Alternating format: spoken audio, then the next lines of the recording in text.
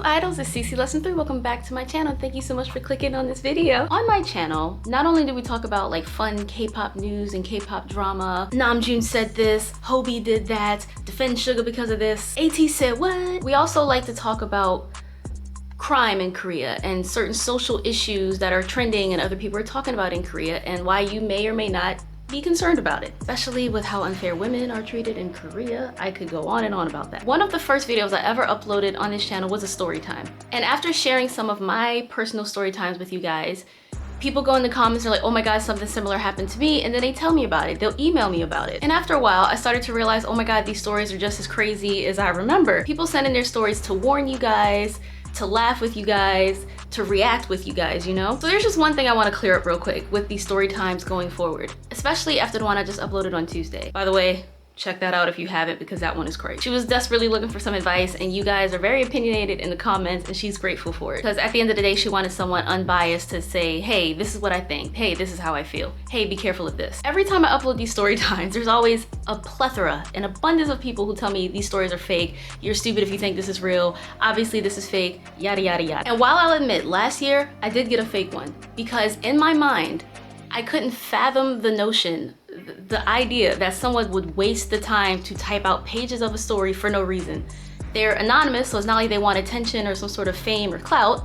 They're not asking for like ad revenue from the video. Like, they benefit nothing. They stand to gain nothing. So I was like, why would anyone write a fake story in? But she got caught quick after she did that, because she sent me a picture and that picture made its rounds on Tumblr. First, there was one girl who warned me like, hey girl, I've been seeing this picture on Tumblr since like 2010. And then more girls said, yeah, that picture is very fake. Oh, that's fake. That's definitely not them.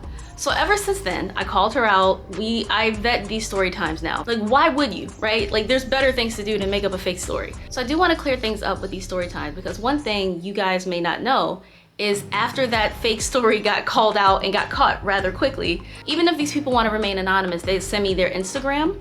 They'll send me the partner's cacao. They'll send me pictures like, oh, if you look on this story, you know you have your Instagram stories, they'll be like, if you look at this story from last July 2024, you'll see this, you know, like it's a highlighted story. So like, I've seen them together.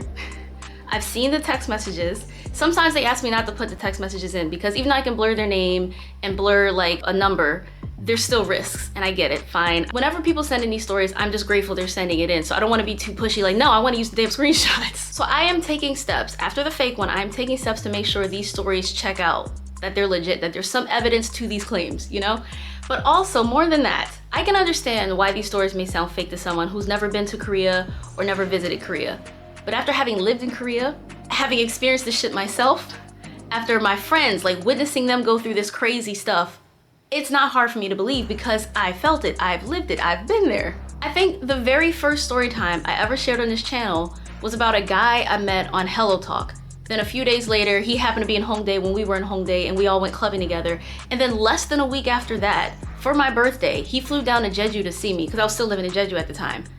And you would think that's like one of those How I Met Your Mother stories, but these turns and twists, like it's Dr. Jekyll and Mr. Hyde, because maybe 2 weeks later, the next time we met up, he got all creepy because he insisted on us getting a hotel together, because I came up to Seoul to see him, but I had my own accommodation. And he was like, oh, why wouldn't you come and stay with me? And he was very touchy, and when I told him that made me a little uncomfortable, he started being a dick about it, because even if he like accidentally brushed my arm, he'd be like, oh, I'm sorry, does that make you uncomfortable? He became an absolute twat. I've been there, you know, I can see how these stories start off so lovingly and they seem like a nice, normal guy, and then suddenly, they just want ass. I remember when I was walking home from a club in 2018 for Halloween. We went to Sungni's club, Gabia. That's before all the Burning Sun stuff came out.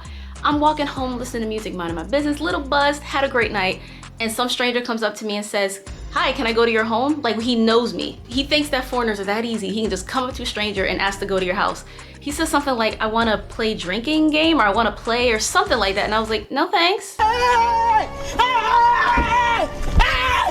Why are you running? He's like, okay, Chalja, have a good night. And I was like, what the fuck? So like I said, I understand the skepticism.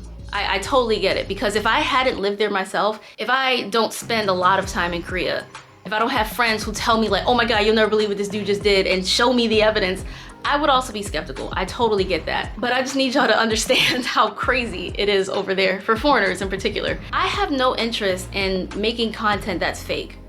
I don't want to put this out there and have you guys expecting something that's not going to happen. Obviously, even the worst thing that happens to someone, you shouldn't expect it to happen to you. Even the best thing, somebody instantly finds their oppa and they get married and have kids and live happily ever after. I don't want you to necessarily expect that for yourself either. The reason I like to share real stories and real encounters is so you can have some semblance of what can happen and what does happen. That's all. And I know in particular, a lot of us see K-dramas and we see these seemingly sweet, gentlemanly boys, you know, on stage performing. And even before I went to Korea, that was my expectation too, because I had no reason to think anything else, anything otherwise. But living there changes your reality real quick. So I really enjoy sharing these story times from foreigners who visited Korea, lived in Korea, moved to Korea, whatever put them there. And when they try to date, I love sharing these experiences because I'm off the market. I won't be dating anytime soon, but I like to live through them. And a lot of you guys tell me like, oh, I'm married now. Oh, I won't go to Korea. I haven't been to Korea in a while. I don't want to go back. But they like to hear these stories just to hear what's going on, what's still happening right now. If I wanted to like fill your head with more K-drama BS, then bro, these stories would be so incredibly fantastical. They bumped shoulders and then they had Subway together and then he proposed that night. You know what I mean? Like, what would be the fun in that? Like, I don't want to make more K-drama. Like, there's so much content in the K-drama department out there. It would be nice to see a foreigner dating in Korea K-drama. That would be really cool. But until then, I like to share these stories. I don't expect this video to really like change anybody's mind or anything like that, but I just wanted to have this on record. Hella comments say the same thing, like this story is fake, this story sounds fake to me, this is fake as fuck, y'all are dumb for believing it. If I had never been to Korea, I too would be that skeptical. Going forward, I hope you guys can enjoy these stories and know that I do the best I can possible to make sure these are verified real stories. I gain nothing from telling you a fake one. When that girl got caught telling us a fake one, that was embarrassing as fuck.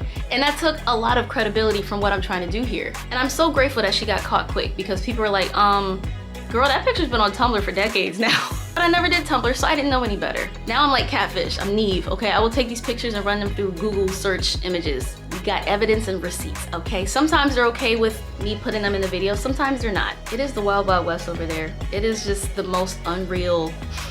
Because we hear about how hard it is to date globally and how a lot of young ladies are like, I'd rather just be single, I got my friends, I got my dogs, I got my cats, I don't need the drama. But it is all like just seemingly heightened over there because they start off seeming so good and nice and normal and then suddenly the mask comes off. And because it's like a culture shock for foreigners living over there, it takes you a while to adapt and realize what's going on and notice certain patterns. And also, if someone tells you they love you, like on the first date, you might think that's normal. Maybe that's culture here, you know? Like maybe that's just the norm. No! I've always said this from like the beginning of these story times, from the beginning of my content on YouTube. I don't want to sugarcoat anything. I don't want to be like, oh guys, it's perfectly safe. Everything is perfect in Korea. You'll love it. Even with all the problems in Korea, I've never met a foreigner who hated Korea. I've never met a foreigner who's like, I'm never going back. Why was I here?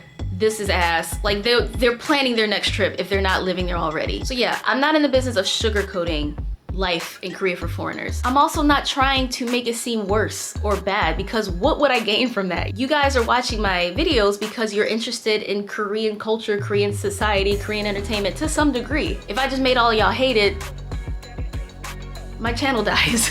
So yeah, I don't want to ramble or anything. I just wanted to clear this up for people who may need to hear it. No sé. My experiences, the things I've witnessed happening to my friends, from my friends, like in real time, we're in the club, the things, what did he say to you? What happened? He just put my hand on his thing. Yeah, that happened to me, okay? So I get it, I've lived it, I've been there. These stories, I'm like, yeah, that tracks. And a lot of the times people in the comments are like, oh my God, something like that happened to me too. Oh my God, you too? Oh my God, this happened to me last week. Like, so yeah, guys, enjoy the story times. Obviously, you're free to be, you know, skeptical. And if you wanna watch more of my story times, binge the playlist is about to pop up on the end screen. And on my Patreon, we have NSFW story times. So those are the ones that are naughty, descriptive, sexual, detailed, basically smut at this point. Click the link in the description if you want to join my Patreon. Thank you guys so much for watching. If you did, remember to like, comment, share, and subscribe. And I will see you guys next time. Annyeong.